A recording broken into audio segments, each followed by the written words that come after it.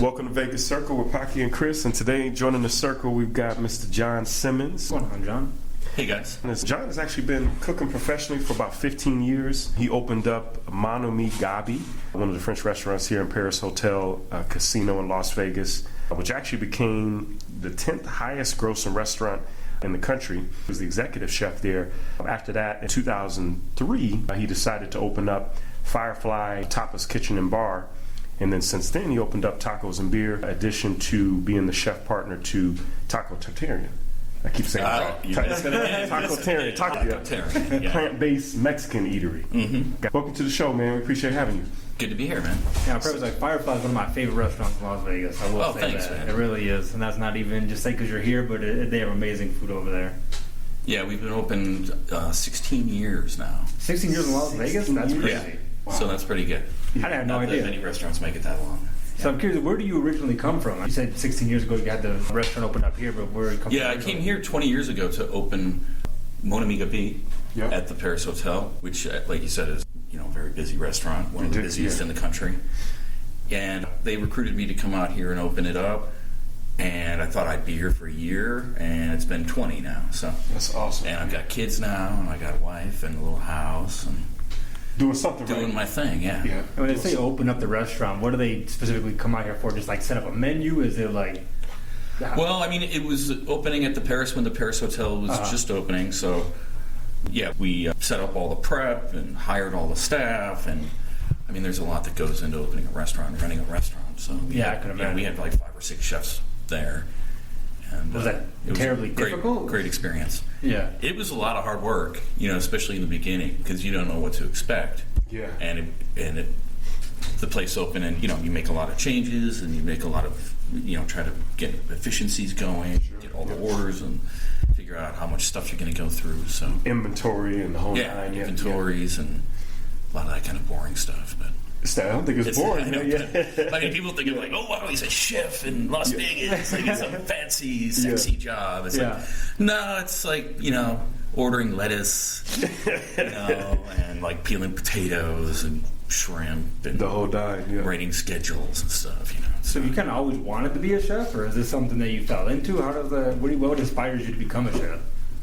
Yeah, I went to college and studied economics, actually. Oh, you're an economics major? Yeah, and I don't know. I went to college, I was 17, I didn't know what I was going to do. I'm like, I'll just major in business, carry a briefcase, and go to work and make money and wear a suit, and take the train to work. Because you're from Chicago, right? Yeah. Yeah, that's right. Okay. So I didn't really know what the hell I wanted to be. And I got out of school, and I was working, and I didn't like it, and then somebody had mentioned that their friend had gone to culinary school and was traveling and making good money, and so I thought, hey, I'm going to try that. I'd always worked in restaurants. I worked in restaurants through high school and college. I didn't really know how to cook. I didn't know that I didn't know how to cook until I went to culinary school, and I'm like, oh, I don't know anything, What type of restaurants were you working in? Were you doing all different types, or in Chicago? Yeah, in Chicago, before I went to culinary school, when I was in high school and college, I was like a dishwasher, a prep cook. Yeah. I worked at a little local deli that was I could walk to from my house. So, and that was just like a few hours a day after school just to make some money, but just to make beer money, basically. That's good stuff. Do you agree that you have to go to culinary school, or do you think you have to get thrown into the fire and just learn it? Yeah, I mean, you could do it either way. I actually would recommend, and do recommend to people that talk to me about it, not going to culinary school.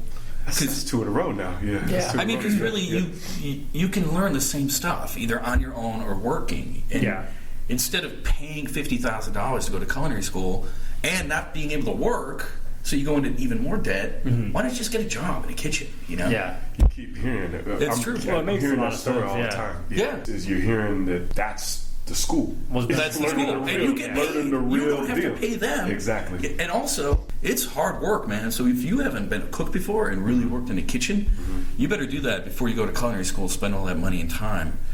I mean, I think 2/3 of our class dropped out before they graduated. Because of stress and just stress and the money, and I mean, people think it's some super sexy job, like you're like Food Network star. Yeah, you see all these people doing Bobby it. Flay and all these You're gonna get guys. first job. not at all. It's like, no, really, and gotta it's be like perfect you every work time, on weekends, you work on holidays, you work nights, you work 60, 70, 80, 100 hours a week. It's a lot of hard work. I mean, at one point, when I got my first chef job, like I've been promoted, I was working, honestly, like 120 hours a week. Jeez. And with no days off, you know what I mean? Like, for like years. Yeah. Like, but that was my first break, so. What do you enjoy so much about cooking?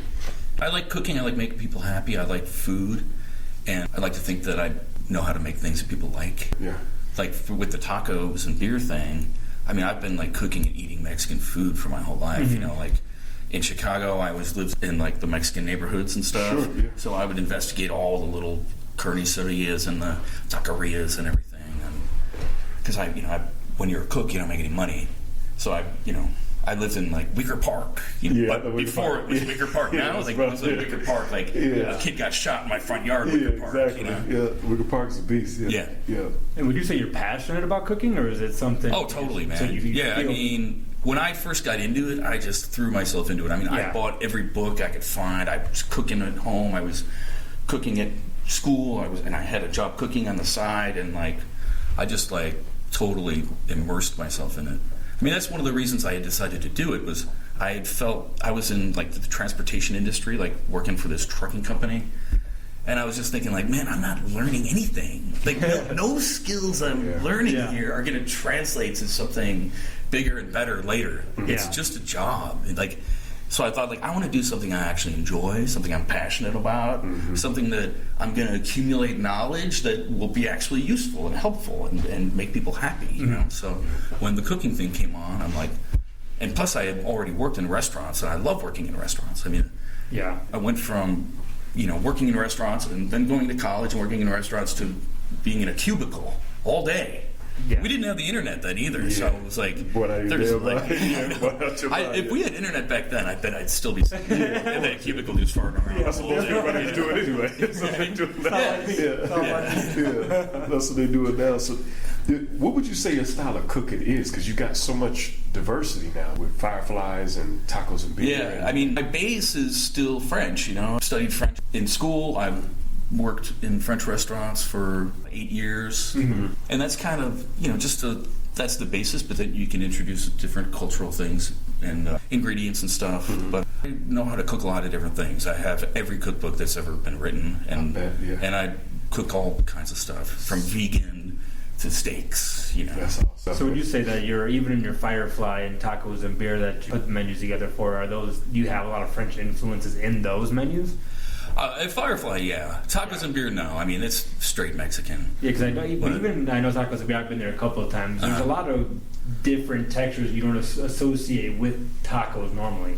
Like a mashed potato and a taco. I had to do that, man. I don't know where that came from. It's great. I just wonder what influence. Well, I wanted for that one. I was like, I want to have like the taco, like people that are Mexican. Like what they associate with tacos is like the crunchy shell, the ground beef, the lettuce, and the cheddar. Yeah. So I wanted it like super kind of homey, the kind of that my mom would make for us. The Ortega shells and stuff. That makes complete sense. Now. And then I was me and him were just there, so it was, and I was like thinking of it's kind of a comfort food from when I was a kid, and then I thought like I'm gonna put some mashed potatoes in there. There we go. Because that's like comfort. Yeah. That's what I think of as comfort.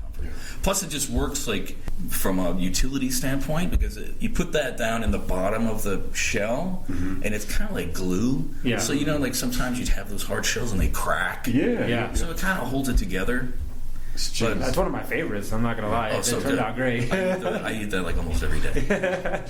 So like the kind of like Taco Bell taco. I wanted to just like make it better, just better and more beautiful. That's good, man. If you guys haven't went to Tacos Beer, almost I don't even know how many guests we've had on the show that's mentioned the restaurant. That's their top. I literally, it's our top restaurant. Literally, I think it's probably 3 in a row or 4. Because we have one question we always ask is like, "What's your favorite restaurant?" And Tacos and Beer. That's awesome, man. That's the front runner. Really? That's so cool. Yeah. I mean, we have like 22 different tacos there.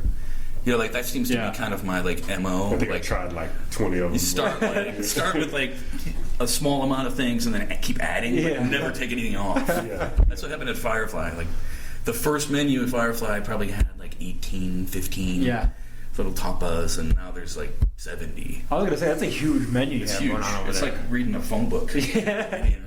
I couldn't pick. I went there just recently a few weeks back, and I'm like, I don't even know where to start. I wanted it all, to be honest. That's the beauty, though, because that's actually come by every day and have something different. That's the first restaurant you started too, right? Was Firefly? Yeah. Okay. Yeah. And that was in 2003. That was 2003. Yeah. What made you start Firefly? Well, I started it with a partner that I was working with at One Omega B. He was the front of the house guy. I was the kitchen guy. And tapas were really big in Chicago, but we didn't have any tapas restaurants here. Nobody even knew what they were. I was afraid to even call it tapas. Most people thought I was saying topless. And Vegas. So like, wow, topless restaurant. Like, no, it's tapas. So then I would like explain it to them. It's small plates from Spain. And like, so you can order a whole bunch of little things and they're not too expensive. And they'd be like looking at me and they're like, and the servers don't have any shirts on? And I'm like, no. Like, it's hard to get that idea out of people's head once it's implanted. Yeah. And it works out perfect because it's all paradise. You got so many people coming here and things. Tourists, not trying to eat super heavy. Not super heavy. I mean, that's why that was the perfect spot. I worked in a restaurant. I get off at midnight. I want to go out. I want to get a bite to eat, something good. I don't want just some crap. And get some drinks and hang out with my coworkers. But everybody lived on different parts of town. Like some people lived in North Las Vegas and Henderson or Summerlin. And so I was like, if there was a place that everybody could go that was open late and had good food and drinks. That's what I like about it, it's open late. Yeah. That's all I love it. Yeah, so like everybody could go there and then go home, So that's good. That was our initial crowd, was all the industry people and the people from the shows and the dancers and stuff. So. And you guys don't do any traditional marketing, right? Everything's word of mouth that you guys have done there? Yeah, I mean, we do very little marketing. Okay, I mean, almost none. Well, everybody still knows about it, so obviously it's a house. Yeah. I mean, but that's the beauty. Like, that's what I told everybody when we first opened. I was like, these people that come in here, that's our advertising. Yeah. Make them happy. Like, I don't care if they're not happy, they don't pay. In fact, I'll give them a $50 gift card to come back. Give them a free dessert. I don't care because a flan costs me 25 cents to make, but it makes people happy. So if you need to throw out free dessert or free drinks or free anything, just make those people happy. They'll come back. They'll bring their friends. 100%.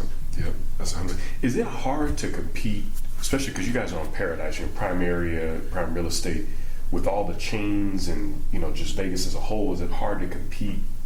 It's hard, man. Yeah, in 16 years, you guys have figured the riddle out. 16 years, and we're in an 11,000 square foot space now. That's giant. Yeah, I mean, you got to keep on it, and we've been kind of doubling up our efforts with social media and promoting in that way. Sure. So that's how we're trying to do it. I mean, like, there's new restaurants always coming online, new casinos, new hotels. All these people in the neighborhoods and downtown opening new restaurants. I mean, the city's booming, especially for the little indie restaurants. Like, we used to be, like just a one-off. I mean, there really weren't that many local chefs who would open their own places. That's true. Everybody worked for someone else. Yeah. But now it's cool that a lot of the people are coming off the strip like I did and opening little joints in Chinatown and downtown and Summerlin and everywhere else. I love it. Yeah, This is like my favorite conversation too. Food, because that's what I love about Vegas is that exactly what you just said is that you don't want to go. I mean, don't get me wrong, the strip is awesome, but it's so nice to get these. I don't want to say hole in the walls because your place is not a hole in the wall; it's 11,000 square foot. So, but it's so nice to have that diversity. Right. That's what I love. And about it. It's affordable. We don't have to pay this rent like they do in the strip, and you don't have to mess with the parking and the valet and all that stuff, and walking through the casino and the parking garage. It's easy in, easy out. How did you choose where you wanted to be? Like, what made you think of Paradise? Is it because of like I said, we wanted to be near the strip to attract like the industry people. Back when we opened, I had read that 50,000 people work on the strip at any point in the day. Sure. So I was like, that's our target right there. And plus, then they will like disseminate all of the information to their clientele. So So they go back to their bar where they were a bartender or where they're a dealer, and people ask like, "Hey, where do you go when you get off?" And they're like, "We go to Firefly. It's right up the street." You know, you're getting like prime real estate with not prime pricing. Right? Yeah, totally. That's great. And I also think of it like when you're around the Strip, like you basically work at Disneyland. So if you work at Disneyland, do you go to Disneyland on your day off to get dinner? Like, no, of course not. Not at all. You're trying to get out of there probably as soon as you can. The last place you want to go is deal with that, all that traffic and stuff, you know.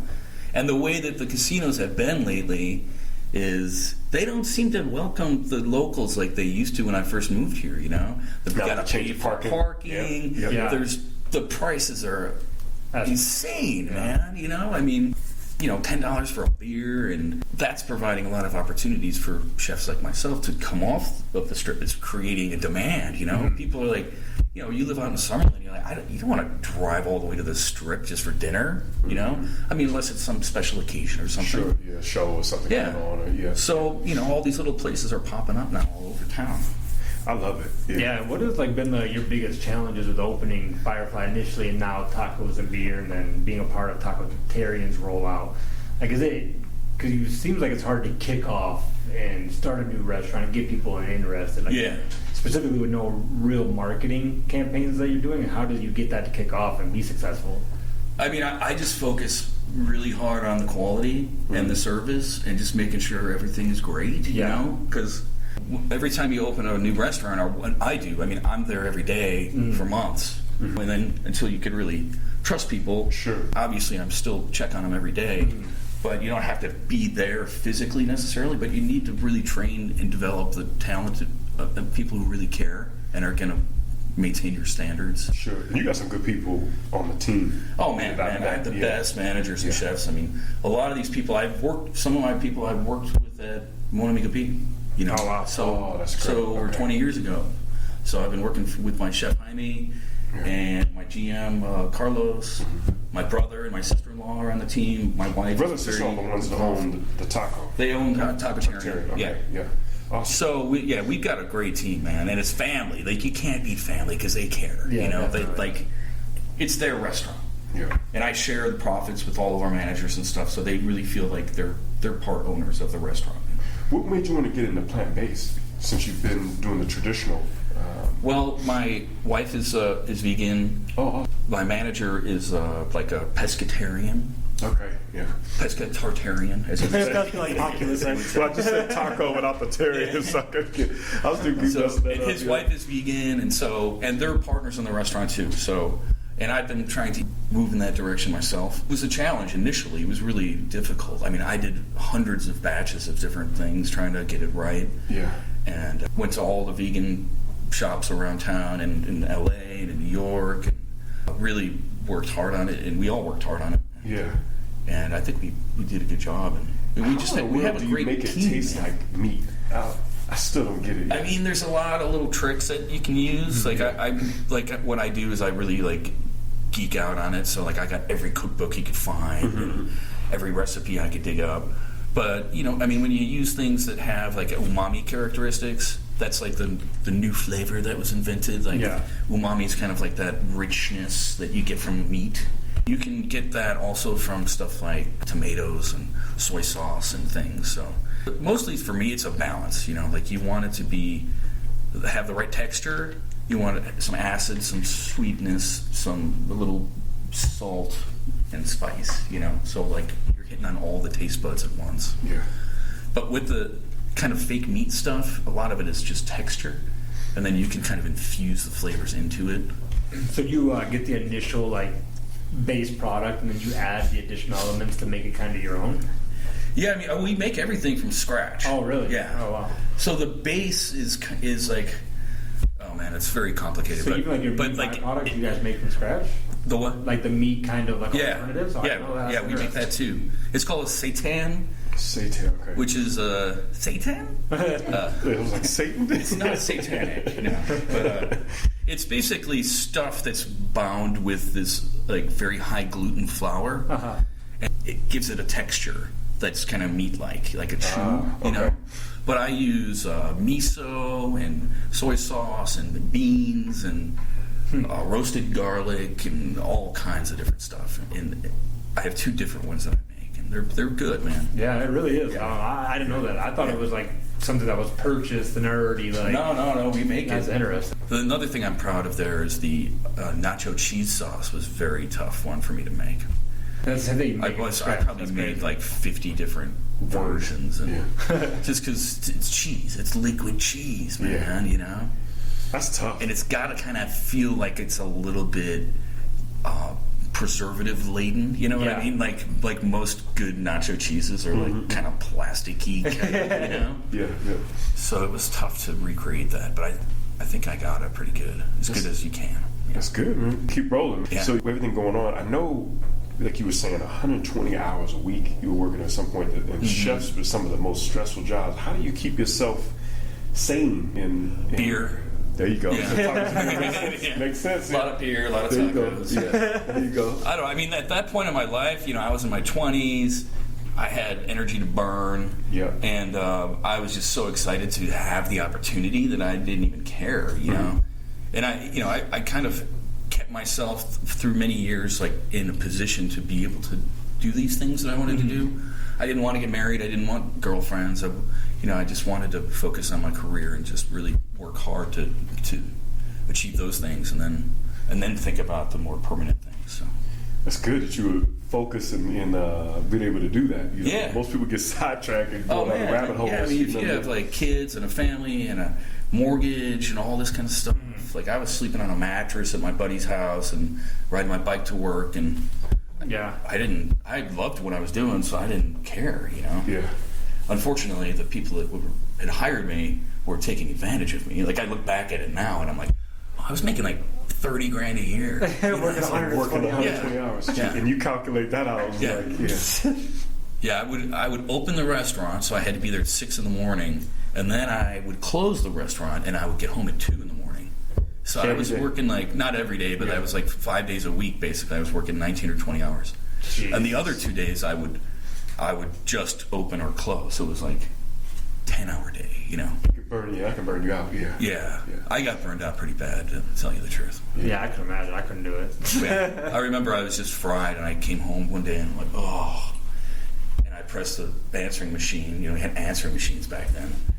It was flashing, and I hear this message: "Hello, John. This is Claude Gatti." You know, like it could be anyone else. Yeah. Like my old boss, French guy. I have an opportunity for you to open a restaurant in Las Vegas. Give me a call back. So I picked up the phone. I called him back. I'm like, I'm going. I'll do it. Done. Yeah, I just like, I can't do this anymore. So That's it was crazy. like- That's a great opportunity. That's a huge restaurant. oh, it was, yeah. And I didn't even know like what Yeah. it would be. I was like, Mon Amigo B, that's not a very catchy name. But everybody knows it when they come to Vegas. Well, They know it. yeah, It's unbelievable. yeah. That's no joke. It's a great restaurant. I It mean. really is. Yeah. What would you say is some of your biggest accomplishments now? Oh man, I mean, the things I'm most proud of are probably just my family. You know, I got a beautiful wife now. She's involved a lot with the restaurants, and Cool. got 3 kids, and that's the best thing going right now. You know, and plus just being a part of Vegas, and you know, Teaching just- them how to cook. yeah, I'm trying. Yeah. You know, Yeah. but they basically eat like macaroni and cheese, grilled cheese, Yeah. and cheese pizza. Like That that's it, sounds you like know. my kids. Yeah. Do you cook at home too, or is it kind of? Yeah, I cook a lot at home. Oh, really? Yeah. I would think you would cook it That's, all. I always wondered about Yeah. that. Like, you spend all your day cooking at work. It seems like you go home, it's difficult. I mean, to do. most of my cooking now though is like showing people how to do stuff Oh, gotcha. and teaching them, tasting things, and then creating new dishes and stuff. And I do most of that at home, like when I'm creating new things for new menus. Just to test it. Okay. Yeah, because it's just like if I'm at the restaurants, I just get Can't take away it. and- Yeah. And also Bug the me, risk. yeah. Yeah. Yeah. To be able to do it. That's cool. With Las Vegas, there's so much going on. And we got to ask you this because we ask everybody about restaurants. I know you own restaurants, but what would you say is your favorite restaurant to go to if it's not tacos and beer and any other two?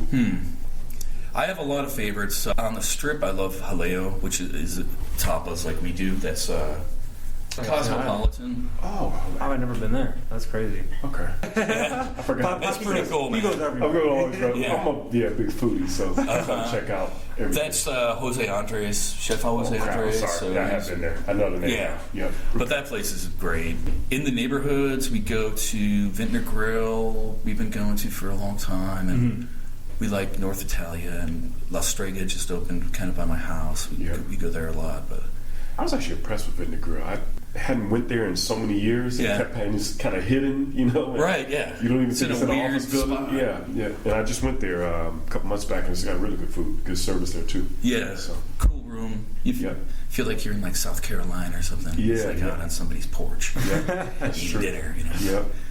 That's an old favorite of ours. And what do you think like your favorite part about Vegas is? I know you've been here for a long time. You decided to stay, so obviously you like some part of it. But right now, what do you enjoy the most about Las Vegas? I mean, I like the opportunity, I think. I mean, Yeah, I couldn't have opportunities. done this in Chicago. I mean, you can't get a liquor license in Chicago. You can't just like apply for a liquor license and get it. I mean, you have to buy one that already existed, or they have like a lottery and they give out like 10 a year, and 5,000 people apply for it. So it's like Yeah. waiting list all the time. You know, Yeah. not even on a waiting list. Yeah. So I mean, like the cost of startups and stuff. Like I'm grateful to this city because I had opportunities to do things here that I wouldn't in other places. Plus, it's always growing. There's always new neighborhoods and things developing. So there's opportunities there too. You Yeah, know? yeah. Like so, opportunities not just because of ease of entry into being a business owner, but opportunities provided by the fact that our city is blossoming and growing. It's so cool, man. Especially It is. with everything. It's a good time to be in part of Yeah, Vegas. it's Vegas with the Knights here, got Oakland Raiders coming, got the Yeah, basketball team I know. here with the Aces, and it's so cool to see that. Yeah. You know? What would you say the plan is for you the next, probably 2, 3, 5 years, personally and business wise? Will you be opening up more restaurants? Yeah, or- we have a lot going on right now. Yeah. We kind of started our new catering branch. It's called Persimmons, and that's because we do a lot of catering through Tacos and Beer and through Firefly. Okay. But like people tend to be like, well, we don't want tapas or tacos, but I can cook anything. Like we do all kinds of catering. We can make anything. So we kind That's of good to know. Actually. invented- I didn't know you did catering. That's actually Yeah. really good to know. Yeah. So we invented a new kind of brand that would not be associated with the other ones, and, Sure. and we have I have all of the food and the chefs and the equipment and the space to cook and all the necessary chafing dishes and everything else that you could possibly need. So looking to expand on our catering a little bit in that way. Also, we signed a lease to open a new Tacos and Beer at the Bend, which is like going to be this new center off 215? 215, yeah. Oh yeah, just okay. Right by IKEA. Oh yeah. Like I across the street I from just read the IKEA. article about that. Yeah. Yeah. So we signed on to open there. That's going to be Man, that's near me, so I'm all right. loving that. Yeah. The Southwest is where it's it's booming. happening, man. Yeah. In fact, we're looking at opening a Firefly kind of in the Southwest too. Come on, man, let's So, do it. Let's yeah. do it. 'Cause I'm And I have excited. friends that live in the Southwest, Yeah. and they're like, man, there's really no places to go and have like a nice meal where you sit down and you have a I server. like it because open late. Yeah, when you can go. Yeah, go and open late. You get a drink. You sit at the bar. I mean, everything seems to be quick service now. You go to the counter and then you go sit down and I mean, that's not like I like to have. I think people like to have the full experience sometimes. Sure, yeah. Having a server brings you the stuff and look at the menus and you're taken care of. Yeah. Not just grabbing a bite, on your way to work or something. One thing I forgot to ask you after that: how in the world did you figure out your sangria at? That's at a good Firefly. one. I completely forgot to ask you about Yeah. that. That's Where is it at? sangria at Firefly. That's the lifeblood of Yes, Firefly. man. Oh. Yes. And I completely forgot. Oh That's- man, we sell so much. How in the sangria. world did you figure that? Realize it's But good. we tried a lot of different recipes, and one of my original partners actually was a bartender at the Bellagio, and he brought this recipe to us. Okay. It's changed a little bit through the years, but I've tried very hard to keep it consistent. So sometimes we go through so much. Yeah, we'll buy a certain wine, and then we can't get it anymore after a few years, so we have to change the wine, and the wine is the most important thing. You can't just use crappy wine. So, Yeah. so I'll taste 50, 60 different wines to make sure that it's the same, you know, Yeah, because even though it's like, well, we can use that one and it'll be Something's great. off. It's like, no, it has to be the off. same. Yeah. Because people notice. No, they do, because something's off. It doesn't. It Yeah, don't taste exactly. right. Yeah. And people notice. I notice. Yeah. So yeah, we've worked very hard to keep it consistent through the years. That's cool, man. And it's all fresh fruit we use in it. Yeah. Brandy, all good ingredients. That's the key. A lot of people, they just like put a little orange juice, a little apple juice, and No, it's not. No, it's not what you guys do. cheap wine, and that's it. Yeah, we use fresh fruit, sits for 3 days, room temperature to like really extract, and then we'll strain that out, because if you leave it on the fruit too long, it gets too bitter, and then we'll garnish it with fresh cut fruit when we serve it. So That's great. strain out the old stuff and put it in. You guys figured it out. That's all I ask. You got to try it. I want to go. Yeah, I like it so a lot. Yeah. We're excited about you. Yeah, man. We that's appreciate you awesome. hanging out with us, man. And, That was great. We're big fans of all your restaurants. Yeah. I can tell. Yeah, I love it. So Yeah. I love it. So that's we're happy to have you on. And tell people where they can find you guys at. I know some of your social media.